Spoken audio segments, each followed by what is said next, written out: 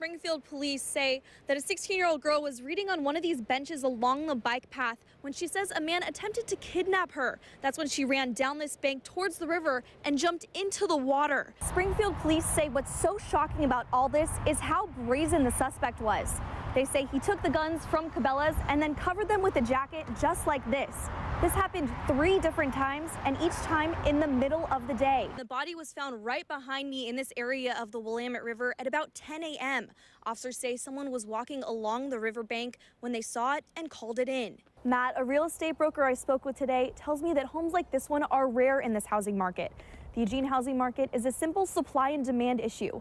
There just aren't enough homes on the market to match the amount of people looking to buy. And he says if you want to sell your home fast, right now is the time to put that for sale sign in your yard. But as you can see behind me in just a moment, it'll show that it's 93 degrees here in downtown Eugene. So local power companies aren't worried just yet. They actually say that winter is their busiest time of year, but extreme heat can cause strain on those power grids and cause power outages. Well, Memorial Day marks the unofficial start to summer, and drivers aren't wasting any time getting on the road and traveling to their destinations. And the roads will be busy this weekend. In fact, AAA expects more than 5.4 million drivers to hit the road, and that's just in the West Coast. Before this weekend, you would find a family of 8 crammed inside this 3-bedroom home. Clothes-filled hallway, kids shared bedrooms, and 2 even slept in this living room. But that's all about to change thanks to Hope Restored. It's a big blessing. Kaisha Gwynn and her 6 children have lived in their Cresswell home for 15 years. Her kids range in age from 3 to 19 and have had to cram into small spaces, one even sleeping in the garage. Gwynn's 2 oldest sons haven't had a bedroom in more than a decade. Now they are each getting their own bedroom this weekend. My kids haven't had a bedroom in a long time. And knowing that he's gonna actually, it's really exciting, honestly, to know that they're gonna have something because they've been years without it. The community-based group Hope Restored is renovating the Gwynn home along with 2 other Cresswell homes, and they've been hard at work. Hundreds of volunteers started the weekend project Friday morning. They are using supplies, appliances, and furniture that was almost all donated.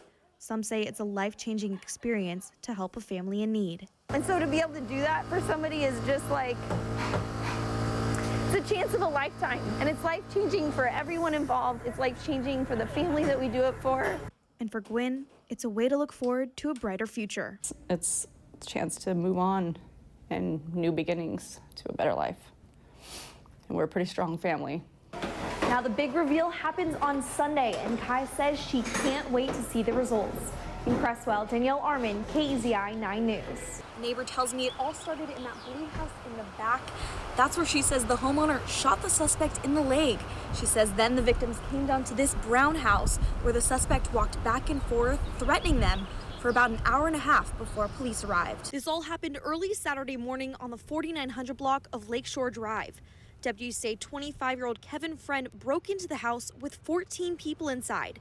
A family friend says the family barricaded themselves inside a bedroom, and the suspect continued to threaten them even after he was shot in the leg.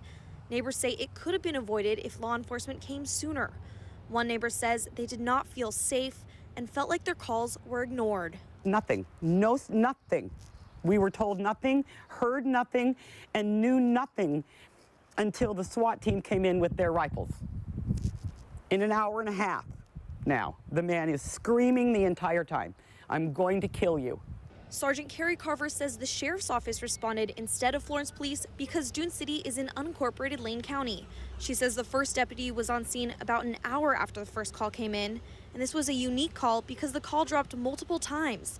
And the original caller didn't know the address because they were renting the home. She says they needed more than 1 deputy to respond, and they have limited resources, which might mean they are responding from a far point in Lane County. And Friend is in the Lane County Jail facing burglary and menacing charges, but neighbors say they still aren't relieved. They want to know that things will be different next time something like this happens. In Dune City, Danielle Arman, KEZI 9 News.